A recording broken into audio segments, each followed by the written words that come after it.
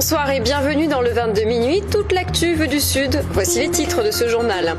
La colère des pompiers de l'Hérault, alors que la grève continue, ils se rassemblent avant la comparution de 4 responsables syndicaux mis en accusation par la direction. Les intermittents du spectacle en marche contre la réforme de leur régime d'indemnisation, une action bien suivie dans tout le pays. Lutter contre la précarité à Marseille, c'est permettre à tous d'avoir accès à l'eau. Les associations demandent aux candidats municipaux de s'engager. Et les bancs publics sont en voie de disparition à Marseille. Une mère de famille lance une pétition qui a déjà recueilli près de 300 signatures.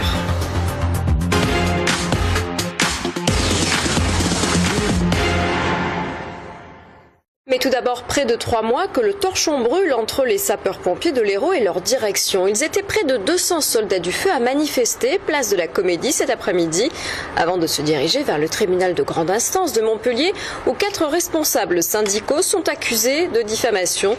Les explications de Mouad El Yakabi. Face à la barre, les 4 représentants des principaux syndicats du SDIS, poursuivis pour diffamation par leur directeur, en cause un courrier daté de janvier dernier dans lequel le colonel Riesdorfer est directement visé. L'intersyndicale le rend responsable de nombreux dysfonctionnements et d'erreurs de commandement, comme lors de l'incendie de 2010 qui avait ravagé 4000 hectares de garrigues.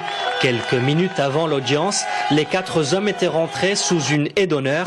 Plus de 200 pompiers s'étaient encore une fois mobilisés pour la nouvelle bataille d'une guerre qui dure maintenant depuis 3 mois. Aujourd'hui, le conflit s'est déplacé sur le terrain du juridique.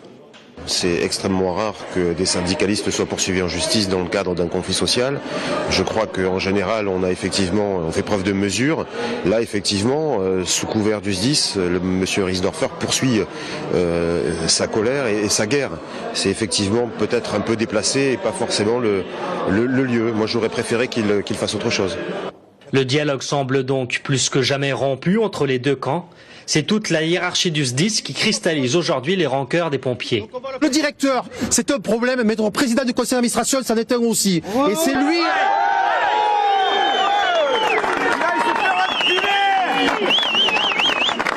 Le procès a été renvoyé au 22 mai prochain. Les pompiers, eux, ont fini leur marche sous la pluie par une Marseillaise chantée devant la préfecture, la seule, selon eux, à les avoir écoutés.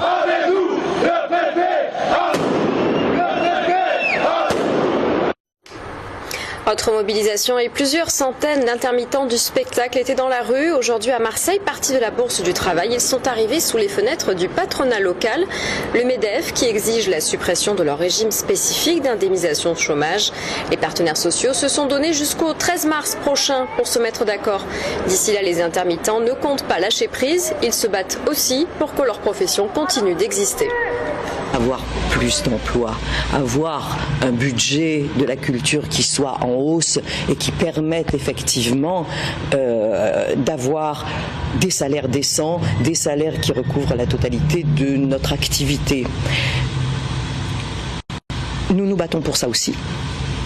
Mais nous ne céderons pas sur la protection sociale. Nous sommes des salariés, nous avons droit à toutes les protections sociales comme les autres salariés. Avoir de l'eau potable est un véritable parcours du combattant pour les personnes qui vivent dans la rue à Marseille. Peu de sanitaires publics, des bornes fontaines non potables et seulement une dizaine de douches en libre accès. Sur ce constat, plusieurs associations demandent aux candidats au municipal de s'engager. Elles l'ont fait ce matin devant le siège du futur maire, l'hôtel de ville. Un reportage de Marguerite Kioch. À la recherche d'un point d'eau. Mais ici, rien pour étancher sa soif que l'eau salée du Vieux-Port. Pas non plus de toilettes publiques à proximité. À Marseille, l'accès à l'eau dans l'espace public est très rare. Les quelques fontaines sont soit hors d'accès ou vétustes et peu pratiques. Un vrai problème pour les personnes qui vivent à la rue, comme Arthur. L'hiver, on se nettoie les avant-bras, on se nettoie le visage, puis on attend de pouvoir tomber sur... C'est une bonne occasion pour prendre une véritable douche, Pas parce qu'on vit dans la rue qu'on doit être des clodos, des crados, pas des clodos, des crados. Contrairement à d'autres grandes villes, il n'y a pas de bain public à Marseille. Pour leur hygiène, les sans domicile fixe comptent sur les associations. La boutique Solidarité de la Fondation Abbé Pierre accueille jusqu'à 250 personnes chaque jour pour laver ses vêtements, prendre une douche ou simplement aller aux toilettes. L'accès à l'eau est un droit fondamental qui, à Marseille, n'est pas respecté, selon les associations.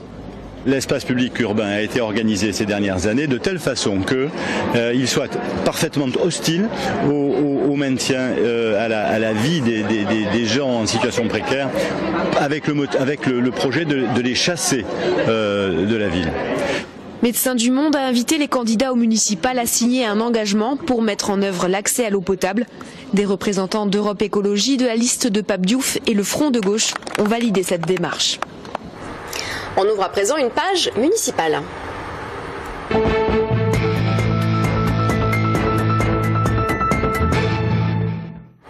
À Montpellier, Hélène Mandroux sort de son silence après plusieurs semaines de mutisme. La maire sortante, qui ne se représente pas, apporte finalement son soutien à la liste socialiste menée par le président de l'agglomération, Jean-Pierre Moore.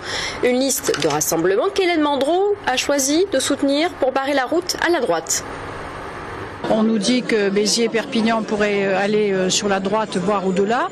On nous dit que qu'on pourrait perdre Toulouse, qu'on pourrait perdre Reims, qu'on pourrait perdre Strasbourg, qu'on pourrait perdre Saint-Étienne. Enfin bon, donc devant tous ces bruits qui circulent, je pense que c'était réellement, c'est pour ça que moi je ne veux pas perdre Montpellier. Montpellier est une ville qui est aujourd'hui clairement socialiste, évidemment. Et c'est pour ça que j'ai dit tout simplement que je soutenais la liste socialiste. Je pense que je ne pouvais pas me taire quand je vois ce qui se passe un peu autour de moi.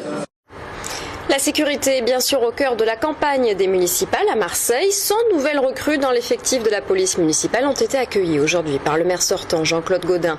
Des policiers prévus pour être opérationnels en septembre prochain. L'occasion d'interpeller les candidats sur leurs propositions sécurité. Le programme avec Romain Péric. Dans la République française, la sécurité des biens et des personnes relève des compétences de l'État par la gendarmerie et la police nationale. Seulement voilà, la sécurité à Marseille, c'est aussi un thème de campagne pour les élections municipales. Pour le maire sortant, Jean-Claude Gaudin, rien de nouveau, on continue les recrutements des 400 policiers municipaux votés en mai 2011. Nous essayons, par la mise en place des caméras, par toute une série de modernisation, on a équipé la police municipale d'armes non létales, on a modernisé les transmissions, les véhicules, etc. Et pendant ce temps-là, au PS, on critique la politique de gestion de la police municipale. Parce que Jean-Claude Gaudin embauche des policiers municipaux, mais on n'en voit toujours pas sur le terrain, puisque généralement, il y en a au moins 30% qui sont dans les bureaux. Donc voilà, on est pour nous, une chose très simple, doublement de la police municipale, installation de bureaux de proximité dans chaque secteur de Marseille, et travail la nuit et armement. Voilà.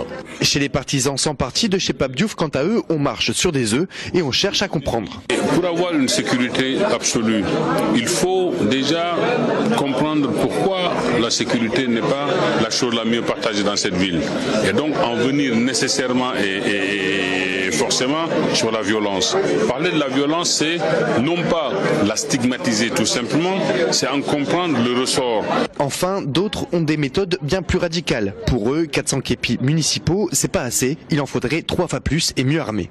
Eh bien, nous utiliserons le départ à la retraite des employés municipaux dans d'autres services où ils n'auront pas besoin d'être remplacés pour embaucher, pour recruter sur concours, bien sûr, les nouveaux policiers municipaux.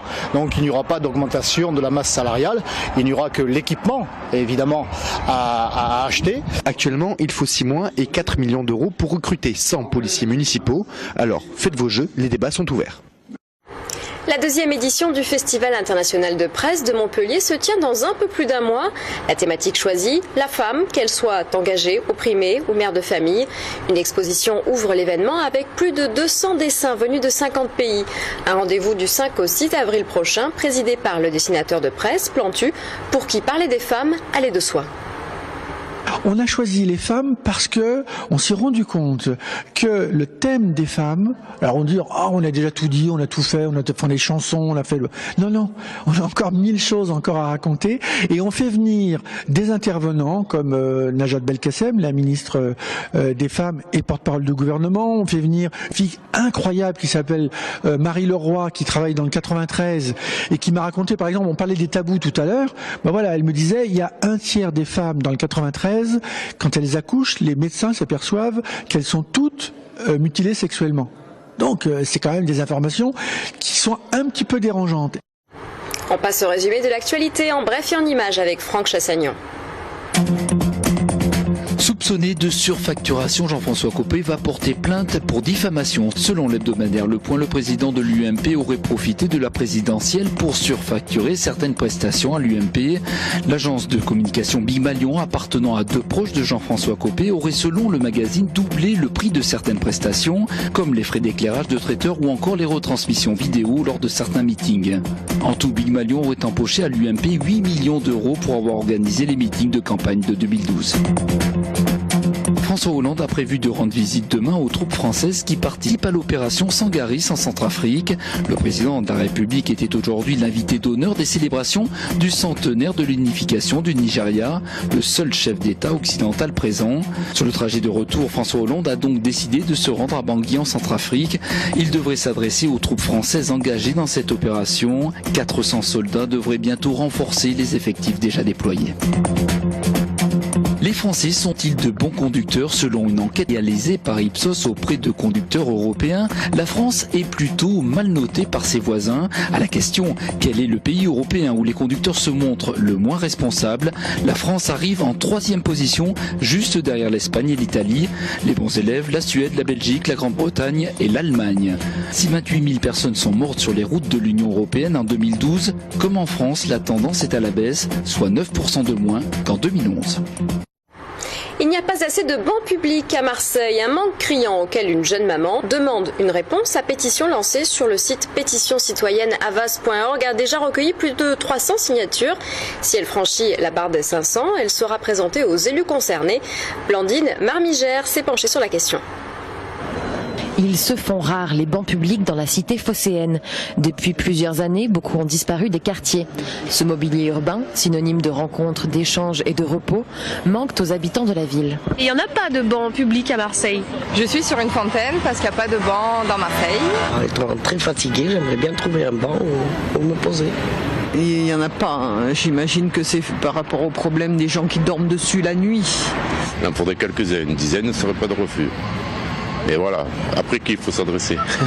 Jeanne, habitante du quartier des Réformés, n'a pas attendu et profite des municipales pour interpeller les candidats. Elle a créé une pétition pour le retour des bancs sur le site Avaz. Je constate qu'il y a un manque de bancs publics dans Marseille quand je circule, un peu d'espace où on peut s'asseoir, où on peut se rencontrer, on peut se poser, on peut faire des pauses gratuites. Par exemple, moi je me rappelle une époque où il y avait les vaches à Marseille de toutes les couleurs. C'était formidable, mais ça servait pas à grand chose. Mais je me suis dit pourquoi pas le banc comme support artistique aussi, comme support de message, pourquoi pas, et qui soit à la fois un moyen de s'asseoir, un moyen de se retrouver, mais aussi un lieu d'expression. Des bancs décorés par des artistes à l'image des vaches marseillaises, l'idée est lancée. Cette pétition a déjà réuni plus de 300 signatures. Jeanne espère qu'elle atteindra les 500 pour peser dans le débat politique.